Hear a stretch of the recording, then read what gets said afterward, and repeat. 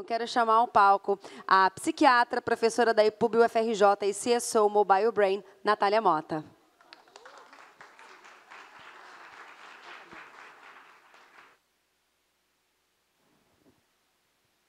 Olá a todos. É um prazer estar aqui conversando com todos vocês e trazer esse tema.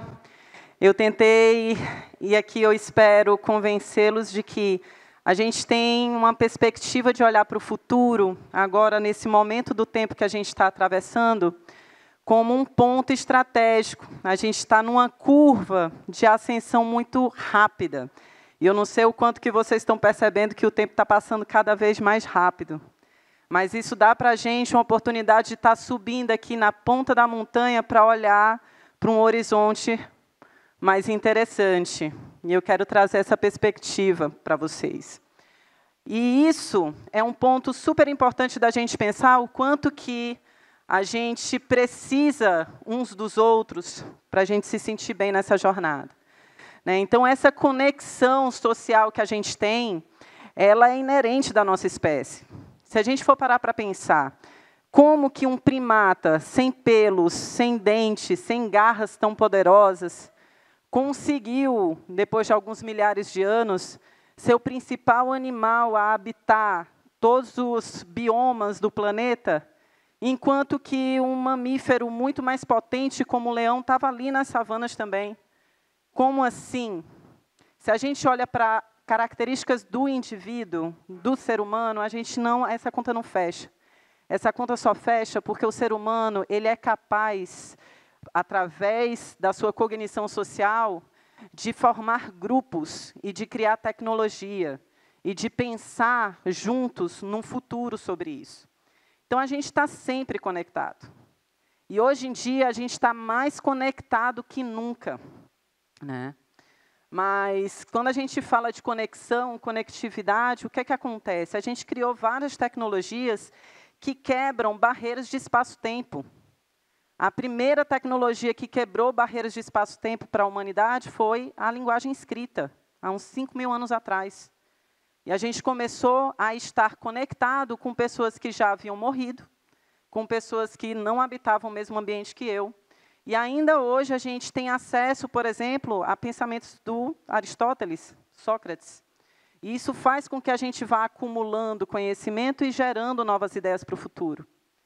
Mas a gente precisa entender que, nesse ponto em que a gente extrapolou completamente essas noções geográficas, espaciais e temporais, em que a gente consegue, por exemplo, fazer trabalhos, co-criar com pessoas do globo inteiro, de tão conectados que estamos, a gente está, ao mesmo tempo, tendo uma enxurrada de informação sobre o quanto que a gente é diverso.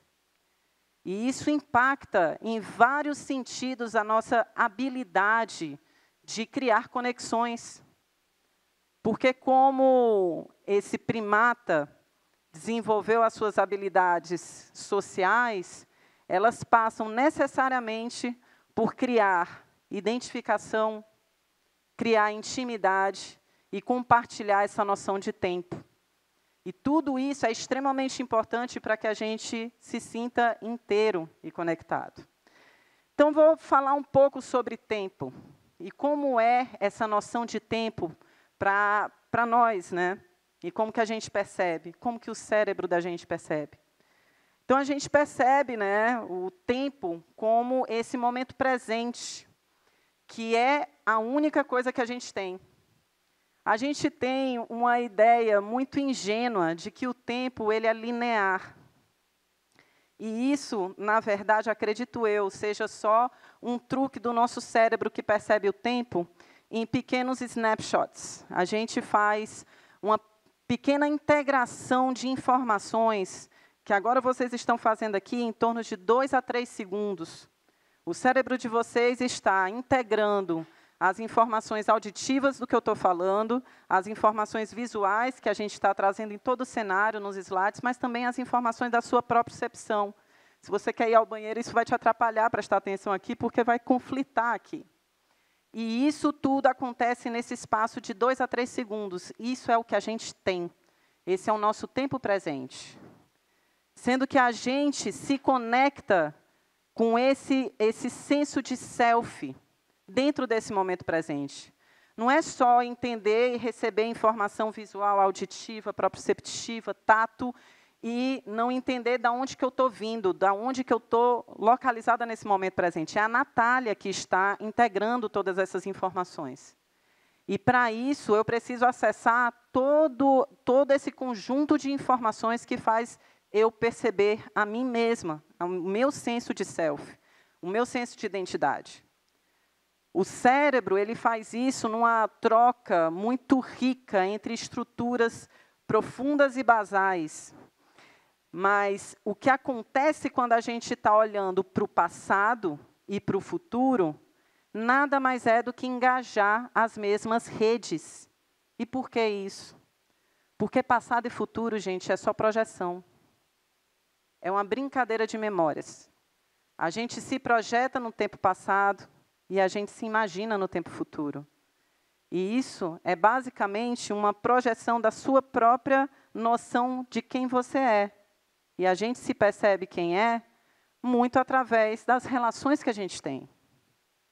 Essa construção de identidade única, ela se dá muitas vezes porque a gente está compartilhando, assim como a gente está fazendo aqui agora.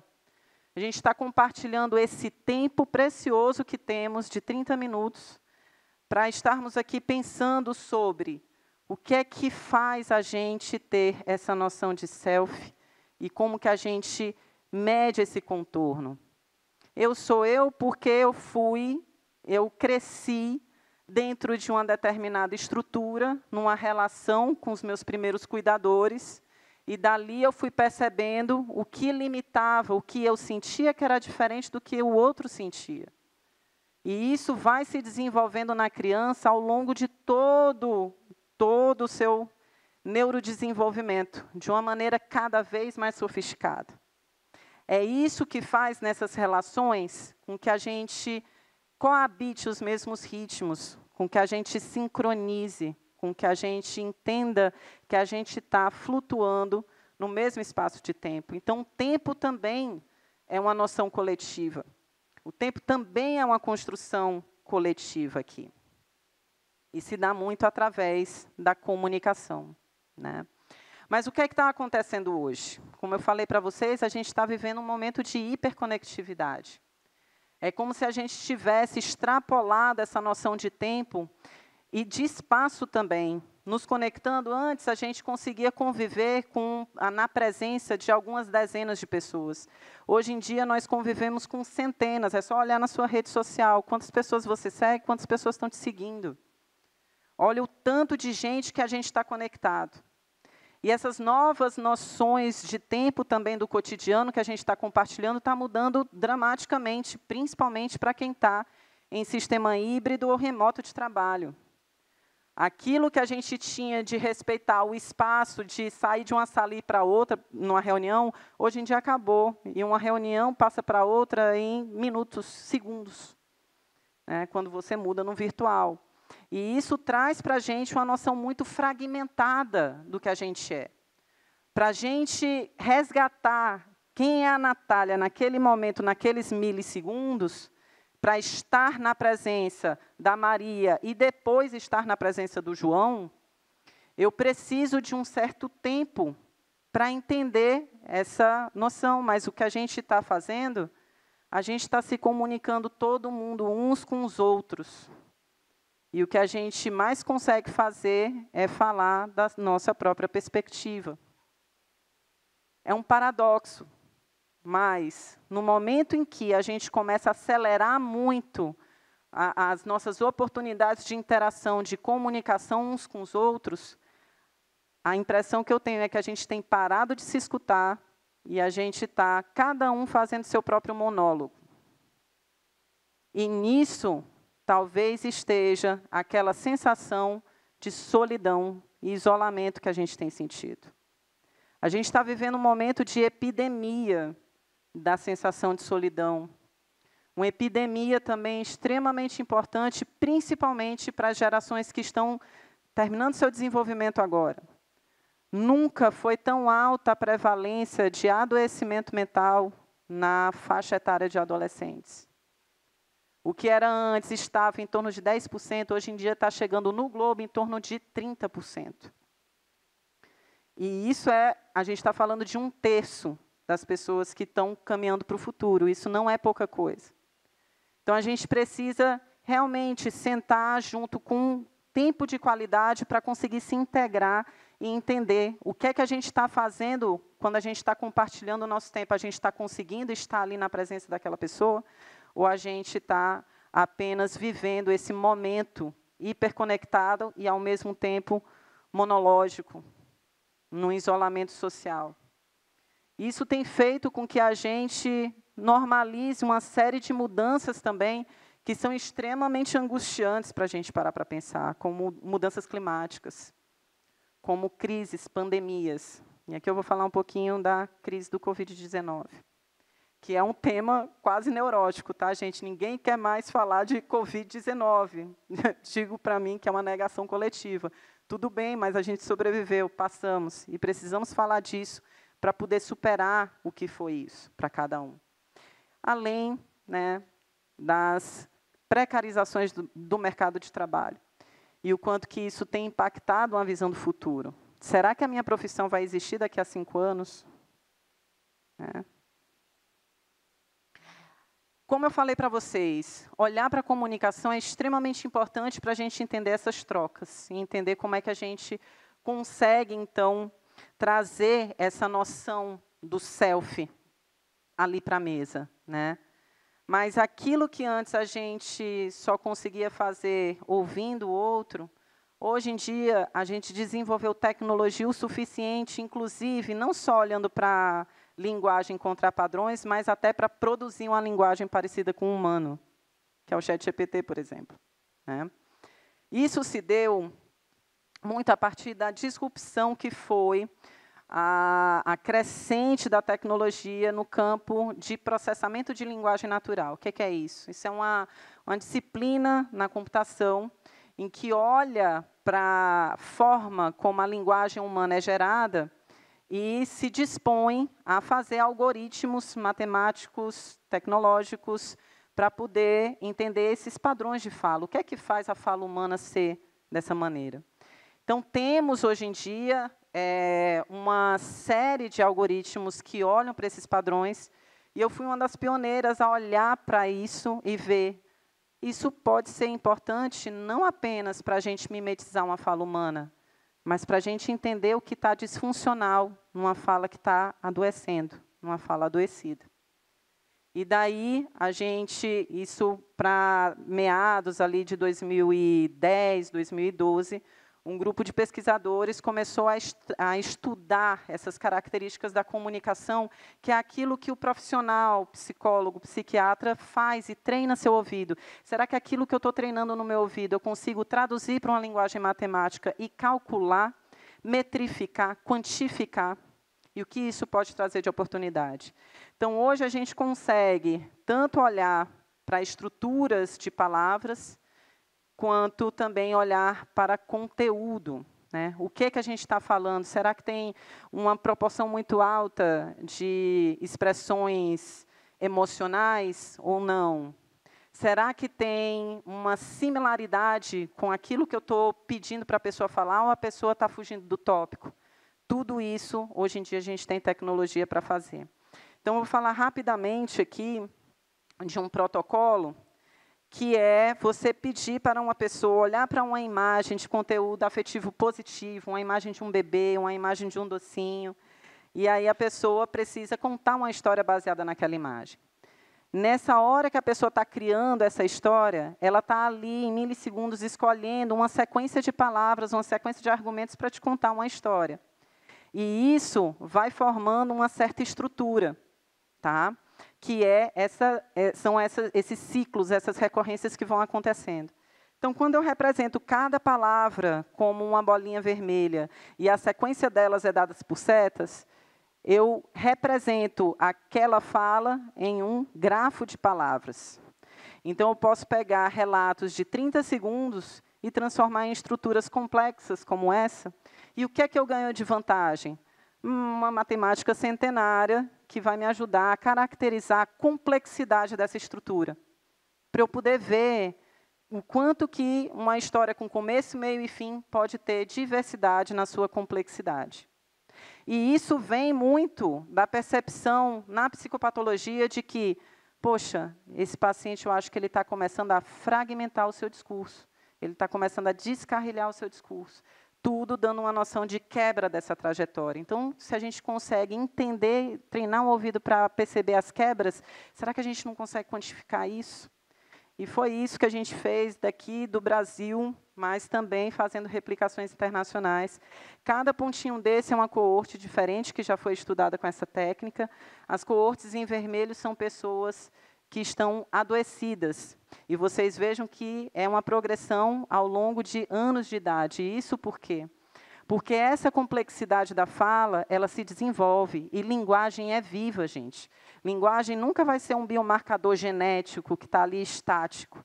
A linguagem, ela se dá numa interface do biológico com o cultural, com o social. Então, é um instrumento extremamente delicado para a gente olhar aqui. Quando a gente olha para os pontinhos em azul, a gente está vendo coortes de pessoas com desenvolvimento típico. Então, percebam quanto que é importante a gente ter um acesso para ir desenvolvendo essas características. E, ao longo dos anos de estudo, a gente percebeu que o principal fator que determina a gente falar de uma maneira bastante complexa é escolaridade, anos de escolaridade. Mas que esse fator se perde, principalmente, quando a gente está passando por adoecimento psíquico. E como que a gente pode ver isso? Então, vou citar esse estudo aqui como um exemplo de como a gente consegue fazer rastreios de uma maneira bastante leve. Então, essa coorte foi uma coorte de mais de 4.000 pessoas na cidade de São Paulo, que foram convidadas por telefone a falar sobre seus sentimentos, sua vida, e algumas delas apresentavam risco de desenvolver doenças mentais, principalmente psicose. Então, essas pessoas em risco foram acompanhadas por 2 anos e meio. Mas, já nesse rastreio, a gente pediu para elas olharem para as imagens divertidas, felizes, e nos contarem uma história a partir delas. O que a gente viu foi que, como eram histórias felizes, eu queria ver se aquelas pessoas que já estavam adoecendo contavam histórias tristes, mesmo olhando para um bebê, ou cheias de raiva, ou cheias de violência, vendo um viés negativo, olhando para essa expressão emocional. E a gente viu aqui que sim, a gente olha para uma maior proporção de palavras negativas, de emoção negativa, principalmente para aquelas pessoas que 2 anos e meio depois iriam expressar depressão e ansiedade. E, da mesma forma, elas também já começavam a falar com uma complexidade menor, com uma menor conectividade entre as palavras. E isso estava relacionado, de uma maneira importante, com sintomas como disforia de humor, irritação, irritabilidade, anedonia social, não querer encontrar com ninguém, e pobreza na ideação, na fala. Está sempre falando da mesma coisa, está sempre ali ruminando, olhando para aquele contexto. São coisas que a gente consegue hoje medir com relatos de poucos segundos. Mas aqui eu falei para vocês que eu ia ser otimista. E por que eu sou otimista, né? Porque a gente é um bicho muito danado, gente. A gente é um bicho que é incrível no sentido de sobrevivência. E a gente é incrível no sentido de sobrevivência porque a gente tem uma série de habilidades que a gente desenvolve, como, por exemplo, regulação emocional, né? No nosso cérebro, a gente tem um sistema bastante primitivo que percebe a emoção e já dispara uma reação, que é o sistema límbico, né? A amígdala. Ela é um sistema que está ali há muitos, milhares de anos conservados em várias espécies. E ele é o que nasce com a gente, programa já feito ali de fábrica, e o bebê usa quando está desconfortável, já dá o gritinho, já dá o chorinho. Mas a gente demora aí pelo menos uns 20, 25 anos para começar, então, a regular esse sistema límbico e sair desse padrão de resposta imediata para algo mais adaptável, olhando então para o córtex pré-frontal, que é esse cara que vai inibir respostas imediatas e vai trazer uma série de repertórios mais interessantes. E isso se dá por muita neuroplasticidade, por muita ligação, muita sinapse que vai sendo feita e trazendo aprendizado. E olha só, que coisa louca. A gente pode pensar que tudo está acontecendo quando a gente está acordado, mas não. Boa parte dessas neuroplasticidades também acontecem quando a gente está dormindo, e dormindo com qualidade. E os sonhos têm uma representatividade bem importante para isso. Então, olhando para essa teoria de que os sonhos são uma máquina de fazer regulação emocional, a gente fez esse experimento. Será que a gente consegue, então, rever aquilo que a gente estava olhando assim que fechou os olhos, quando a gente está dormindo, olhando para os sonhos? E será que as emoções reverberam do mesmo jeito, ou será que a gente vai atenuando aquela informação emocional? Então, a gente montou um experimento que eu vou tentar fazer aqui com vocês rapidinho, tá? Que é de olhar para uma imagem que vai ter um contexto emocional, e fechar os olhos e tentar só observar o que aparece imageticamente na sua mente. Estão preparados? Então tá. Olhem. Agora, fecha os olhos. Tenta só silenciar a mente e espera para aparecer. Podem abrir os olhos. Alguém quer compartilhar o que viu?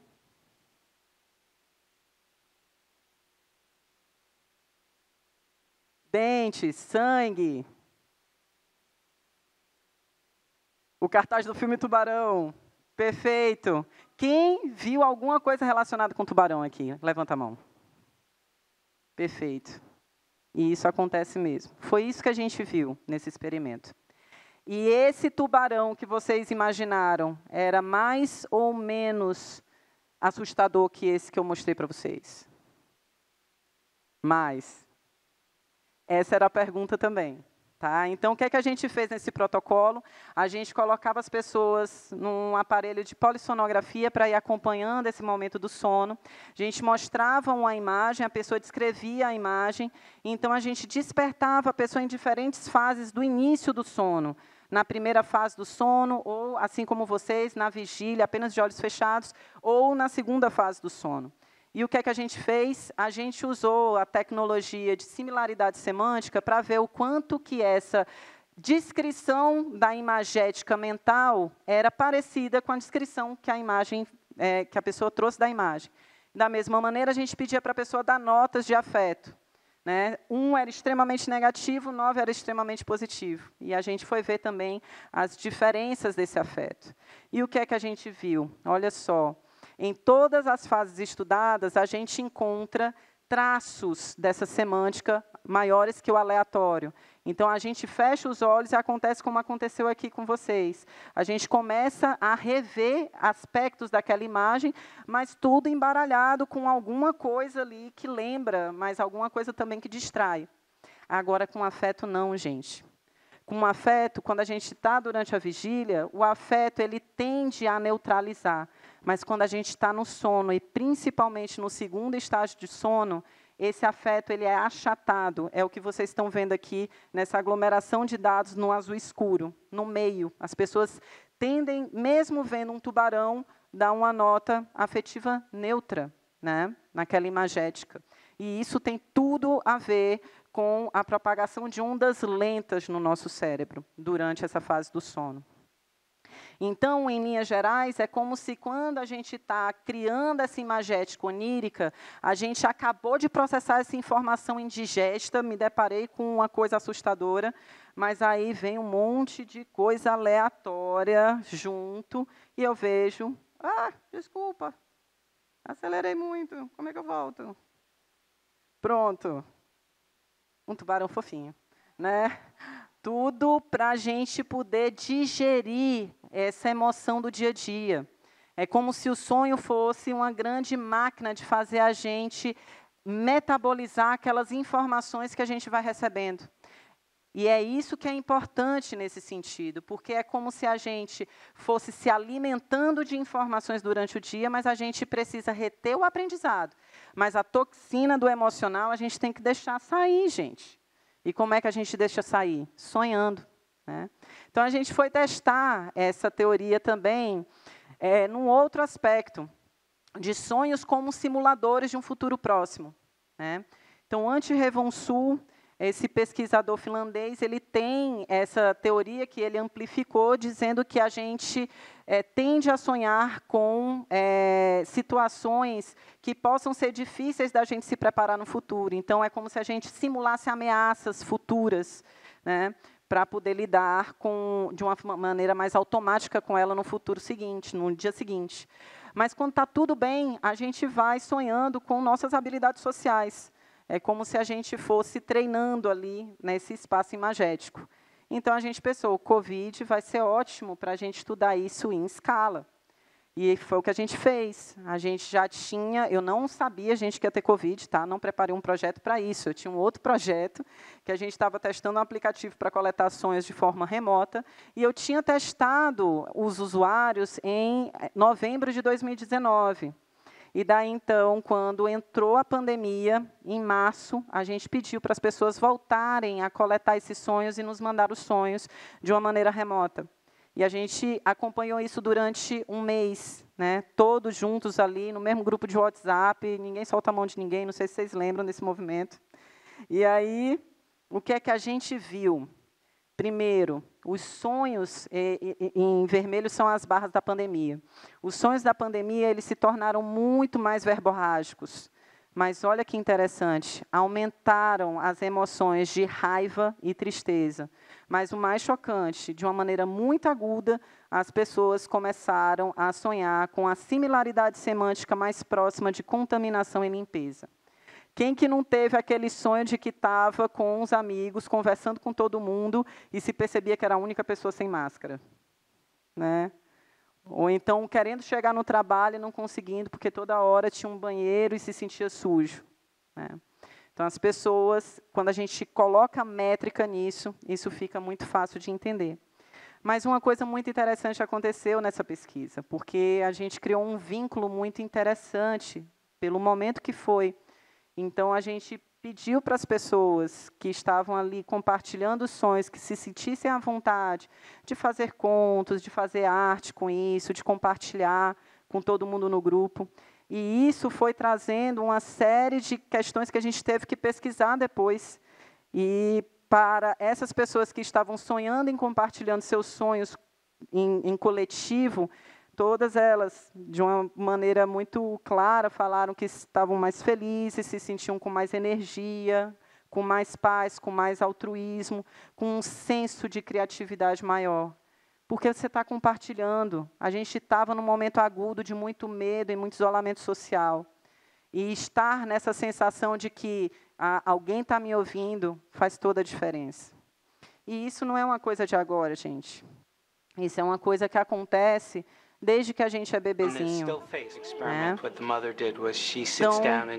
pode só baixar o volume um pouquinho, que eu vou falando, e aí eu vou explicando. Esse experimento é para mostrar para a gente o quanto que são importantes esses primeiros laços que a gente faz, e como que a gente fica fazendo isso a vida inteira. A bebê está com a mãe, e ela está interagindo, a mãe está diretamente respondendo a ela, olha para onde ela aponta, faz brincadeira, e a bebê responde diretamente, né? Ela fica ali nessa interação direta. Mas se a mãe para de responder, só para de responder. Ela vai usar todos os seus poderes para chamar a mamãe de volta. Mãe? Cadê você? Olha para lá, essa brincadeira era legal, mamãe.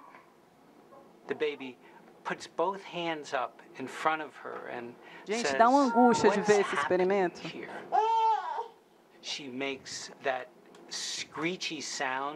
Sofrimento é imediato. Come on, why aren't we doing this? ela existe a partir desse olhar. E é sobre isso. A gente continua sendo isso, gente. Quando a gente está em contato com alguém, a gente se encontra também. A gente também quer ser visto. É muito angustiante estar com alguém e a pessoa não está ali.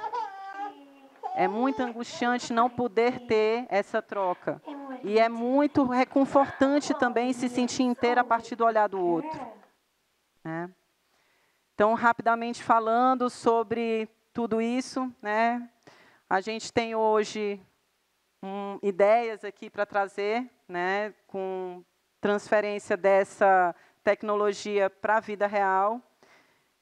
E só deixar aqui para vocês essa ideia de que a gente consegue, então, acompanhar o desenvolvimento também de uma criança, da mesma forma que um pediatra acompanha o desenvolvimento de uma criança em peso e altura pela idade. Hoje em dia, a gente tem feito isso, acompanhando seu desenvolvimento em contação de histórias e vendo seu desenvolvimento escolar e suas habilidades de comunicação e expressão emocional. Por quê? Porque a gente sabe que é possível, juntos, sonhar um futuro melhor para a gente. Obrigada.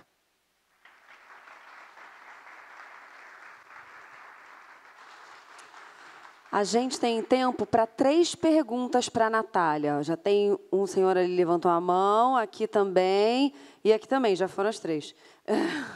Vocês podem só ficar com a mão levantada, que as meninas vão até vocês com o microfone.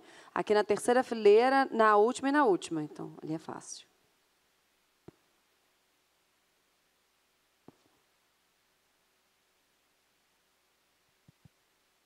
Alô? Natália, bom dia. Bom dia a todos. A minha pergunta não está intrinsecamente ligada a seu, mas vai envolvê-la, claro. Quando você falou naquele momento de escutar o outro, né? Vocês também já pensaram utilizar algoritmos de inteligência artificial para identificar, por exemplo, uma pessoa que está deprimida, com probabilidade de suicidar-se, etc., etc.? Perfeito, perfeito. Sim, a Mobile Brain ela vai nesse sentido também, mas uma preocupação que a gente tem muito grande é de entender que a gente está num momento do tempo em que a interação precisa ser humana para que tenha um uso razoável dessa tecnologia. Então, o que a gente tem como expectativa, né, e é um dos motes da Mobile Brain, é sempre fazer pesquisa, validar os produtos com ensaios clínicos e trazer as ferramentas para os profissionais, para que os profissionais saibam lidar com essa informação diante da pessoa que está ali em sofrimento. Por que isso? Porque é esse contato humano que é insubstituível. É entender que quando a gente está olhando para a cognição e a gente está olhando para a saúde mental, a gente precisa de uma tecnologia de transferência que é muito de um humano para o outro. Então, isso é imprescindível. Então, nesse sentido, a gente tem bastante tecnologia, mas a gente não pode deixar essa tecnologia encerrada numa caixa preta. Eu vou pegar um algoritmo de máquina e treinar com falas de várias pessoas adoecidas e ele vai me soltar um sim ou um não aqui, sem eu nem entender o que é que ele está me retornando. Isso pode ser extremamente perigoso, porque algumas dessas medidas podem acontecer de estarem baixas, não porque a pessoa está em sofrimento, mas porque ela não teve acesso à escola, por exemplo. Ou porque ela não desenvolveu, não teve oportunidades. Desculpe. Você deve ter visto, claro, que deve ter casos aí de pessoas que estão usando o GPT como psicólogo e dá problema. Isso já está acontecendo, por isso que a gente tem que falar sobre isso. A gente não pode não falar sobre isso, porque funciona, o uso vai, e as pessoas... A questão é, a gente desenvolveu uma tecnologia bastante disruptiva, mas a gente não superou situações sociais como o estigma da saúde mental ainda. Então, a pessoa que está em sofrimento, ela vai se estigmatizar e ela vai procurar a tecnologia na sua privacidade. Então, a gente precisa trazer uma tecnologia segura para ela, para essas pessoas. Próxima pergunta ali atrás, depois aqui na terceira fileira. Natália, tá ligado? Natália, obrigada por vir. Eu queria fazer uma pergunta ligada à experiência. Você colocou imagens, e eu sei que imagens, elas gravam, né? Muitas vezes nós gravamos na memória. Mas também entendo que som, música, né, sabor, eles também têm uma influência muito forte nas emoções. Então, você falou, a pesquisa mostrou que as pessoas viam imagens, mas já estavam demonstrando comportamentos agressivos, e 2 anos e meio à frente, elas desenvolviam determinada doença mental. Essa experiência já foi avaliada, a possibilidade de ser feita com esses outros sons, sabores, que realmente mexem muito mais com a nossa emoção do que, às vezes, uma imagem. Adorei. Não foi feita ainda. Bora fazer? Bora. Essa não foi feita ainda, mas gostei bastante, assim. E eu acho que, principalmente, o auditivo, né? Isso pode ser até pensado como um mote de intervenção também. Obrigada pela tua pergunta. Última pergunta agora, ali na terceira fileira. Olá, Natália, tudo bem? Quando você falou da parte de compartilhar o sonho, que as pessoas acabavam ficando mais felizes, etc., me veio muito o pensamento se só da gente escrever num caderno, por exemplo, num aplicativo, mesmo sem compartilhar para alguém, se continua tendo essa sensação de melhora ou se é menor o desenvolvimento mental assim da pessoa ficar mais feliz ou não? Excelente pergunta. Acredito que tenha tudo a ver da gente dissecar quais são as melhorias que você tem em cada processo. No momento em que você começa só em prestar atenção no seu sonho, só em acordar e, em vez de sair correndo para escovar os dentes, você só parar um pouquinho e pensar, o que é que eu estava sonhando mesmo? O que é que estava acontecendo aqui?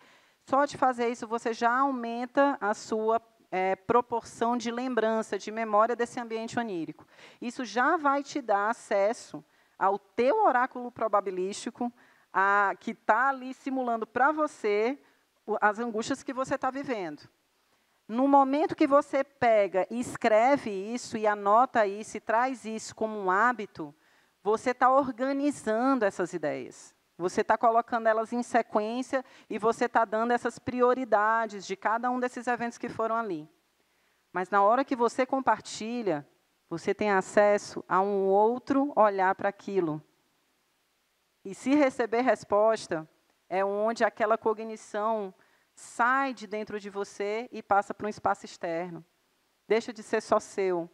E você, necessariamente, vai começar a ter mais essa noção de pertencimento, que é muito importante para a gente. O sonho é um ambiente muito íntimo, porque a gente nem entende por que a gente está se colocando ali. Então, quando a gente compartilha o sonho com alguém, é um movimento também que a pessoa pode olhar para um viés da tua intimidade que tu ainda não tinha visto.